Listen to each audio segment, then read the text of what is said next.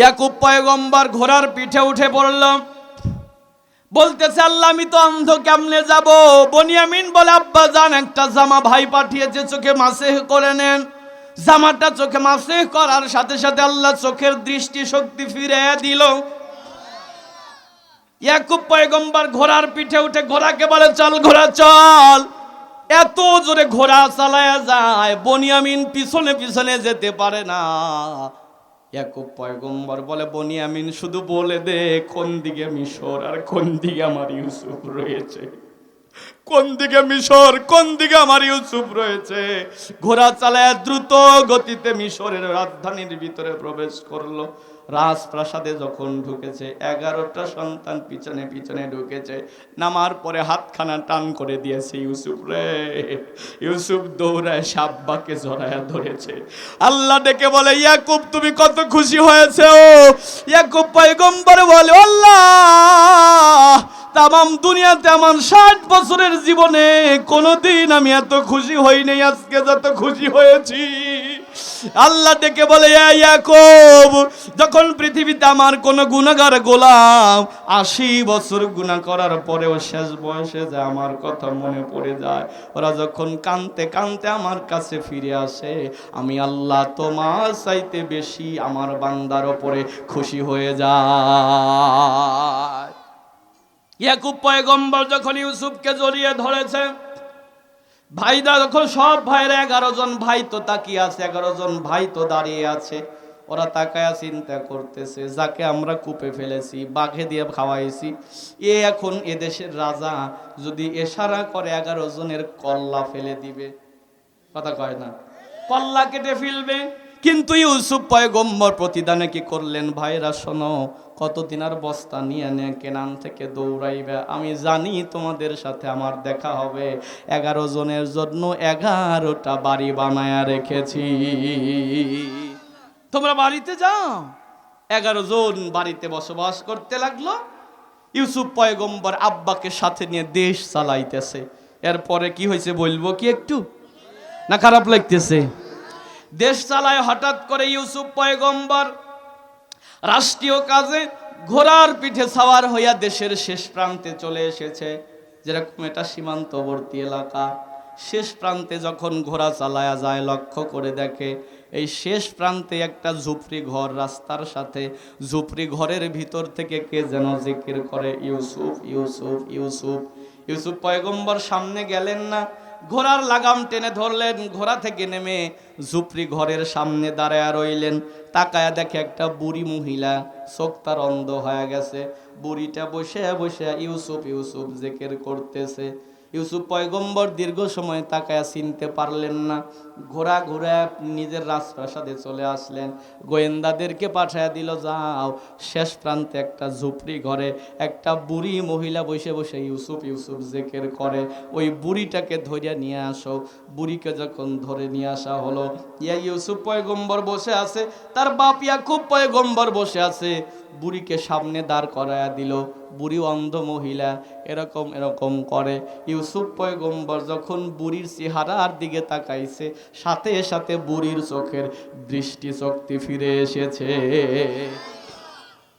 বুড়ি চোখ খোলার পরে বলে, এরা আমার বন্ধু, আমার বন্ধু না রাজপ্রাসাদে বসেছে, আমার বন্ধু না দেশের রাজা হয়েছে। বন্ধু তুমি কেমন আছো? ইউসুফ পয়গম্বর অবাক হয়ে গেল। ডেকে বললেন, বুড়ি তুমি কাকে বন্ধু বলো? আমি তোমাকে চিনি না, অথচ তুমি পরিচিত মানুষের মতো কথা বলো। মহিলাটা ডেকে বলে, বন্ধু রে, আজকে তুমি রাজপ্রাসাদে উঠেছো আর আমাকে ভুলে গেছো, অথচ একদিন মিশরের বাজার থেকে তোমাকে কিনতে যায় আমার স্বামীর ধনভাণ্ডার আগলা করেছিলাম, সোনার বিনিময়ে কিনেছি, রেশমি পোশাকের বিনিময়ে কিনেছিলাম, আর আজকে তুমি রাজপ্রাসাদে বসে আমাকে চিনতে পারো না। আমিও তো অবাক হই, এরকম রাজপ্রাসাদে বসে আমার মতো দরদিকে তুমি কেমনে ভুলিয়া গেলা? ইউসুফ পয়গম্বর বুঝতে পারলেন এটা জুলাইখা। ডেকে বললেন, আমি চিনতে পেরেছি আপনি জুলাইখা, আপনি এখন কি চান বলেন? ডেকে বলে, বন্ধুরে না তোমার কাছে চাওয়ার কিছু নাই। বললে, না যদি কিছু চাওয়ার থাকে বলেন। বলে, আমি যা চাবো তুমি দিতে পারবে না। ইউসুফ পয়গম্বর বললেন, আপনি যা চাইবেন তাই দেব। বুড়িটা হাসে আর বলে, বন্ধু পারবে না দিতে? বলে না দেব। বলে দিতে পারবে না? ইউসুফ পয়গম্বর বলল, শোনেন, আমি নবী, এটা আমার বাবা, আমার আব্বাও নবী, নবীর ছেলে নবী, আমি কসম করে বললাম আপনি যা চাইবেন আমি তাই দেব। বুড়ি মুসকি মুসকি হাসে আর বলে, বন্ধুরে, কাটা গায়ে লবণের সিটা দেও, আবার জানতে চাও আমি কি চাই? যদি দিতেই চাও আগের জিনিসটা আগে চাই, তারপরে পরের কথা বলি। তুমি যদি ফিরাইয়া দিতে চাও, তোমাকে যেদিন মিশরের বাজার থেকে কিনেছিলাম, ওই দিন আমার দেহের ভিতরে যে রূপ আর যৌবন ছিল, ওই রূপ আর যৌবন তুমি ফিরাইয়া দাও। ইউসুফ পয়গম্বরের চতুর্পাশে কিছু গণক ছিল, এরা মুসকি মুসকি হাসতেছে আর বলতেছে, হ্যাঁ মোল্লা ধরা পড়ে গেছে, মোল্লার দৌড় মসজিদ পর্যন্ত, হুজুররা বলে দেশ চালাইব, ধরা পড়ে গেছে। এই হুজুরের কি আর ক্ষমতা আছে রূপ আর যৌবন ফেরত দেওয়া? ইউসুফ পয়গম্বর বেকায়দায় পড়ে গেছে। উপরের দিকে তাকায় বলে, মালিক কি বলে ফেললাম, আরো কি চায়া ফেললো, কি করব? আল্লাহ ডেকে বলে, ইউসুফ রে, নবুয়তের কসম করেছো, আমি তোমাকে ফিরাইয়া দেব না। ও ইউসুফ, তুমি তোমার গায়ের চাদরটা খোলো, চাদর দিয়ে জুলাইখাকে আপাদ মস্তকে ঢেকে দাও, আর তুমি আমার কাছে দোয়া করতে থাকো, জুলাইখাকে চাদরের ভিতরে আমি 18 বছরের যুবতী বানায়া দেব। লিল্লাহ তাকবীর, নারে তাকবীর। বলবো কি বলবো? ইউসুফ পয়গম্বর নিজের চাদর দিয়ে জুলাইখাকে ঢেকে দিলেন। সারা দেশের ভিতরে খবর সরে গেল সেই জুলাইখা নাকি আসছে। আবারও তাইলে আইল সাইডছে, পোয়াতি সাওয়াল সাইডছে জুলাইখা দেখার জন্য, ঠিক না? হাজার মানুষের ভিড় শুরু হয়ে গেল। হাজার মানুষ তাকায় আছে, জুলাইখা নাকি এই চাদরের তলে আছে, চাদরের ভিতরে নাকি জুলাইখা আছে। ইউসুফ নাকি চাদর দিয়ে জুলাইখাকে ঢেকে দিয়েছে। জুলাইখাকে ঢেকে দিয়ে ইউসুফ পয়গম্বর হাত তুললেন, উপরের দিকে হাত তুলে বলে, আল্লাহ তুমি জুলাইখার মনের আশাটা পুরা করে দাও, ওই 18 বছরের যুবতী হোক, আবার তাকে বানায়া দাও। আল্লাহ দেখে বলে, আমার ইউসুফ যখন কাঁদতেছে, চোখের পানি যখন পড়তেছে, জুলাইখার আবহাওয়ার পরিবর্তন চাদরের ভিতরে হইতেছে।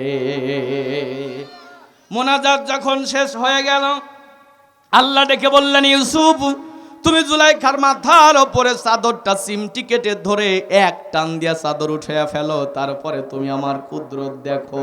ইউসুফ যখন জুলাইখার মাথার ওপরে একটা চিমটি কেটে চাদরটা এক টান দিয়ে উঠাইছে, তাকায়া হাজার মানুষ দেখতেছে জুলাইখা 18 বছরের যুবতী হয়ে আছে।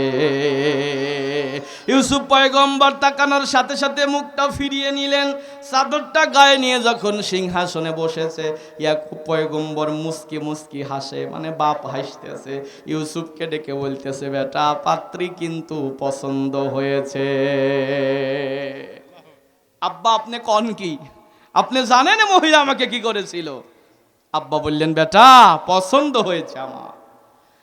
আল্লাহ পাক জিবরাইল আমিনকে পাঠিয়ে দিলেন, ডেকে বললেন, ইউসুফ তুমি জুলাইখাকে বিবাহ করো। ইউসুফ পয়গম্বর বলে, জিবরাইল ভাই এটা অবাক করা কথা, এ মহিলা আমার সাদা গায়ে বাধা দিয়েছিল, কালির দাগ দিয়েছে, আমার জীবনে আমি বিবাহ করব না।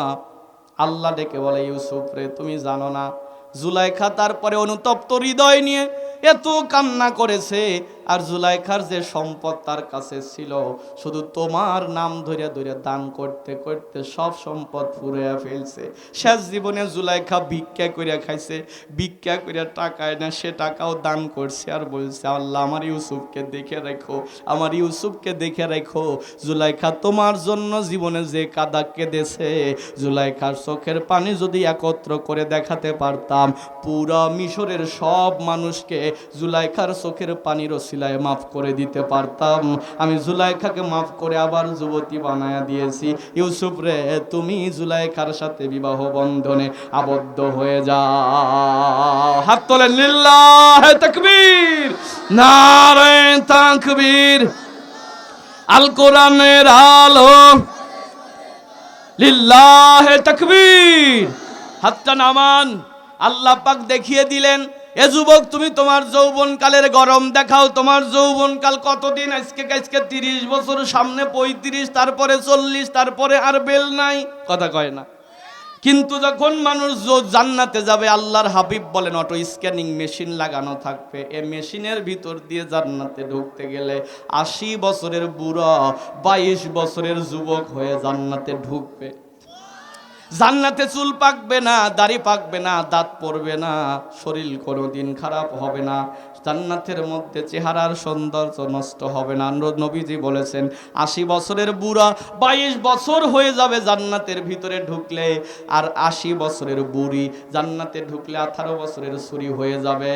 তারা 100 বছর যাবে, চেহারার পরিবর্তন হবে না। ওই জান্নাত কি আমরা চাই না?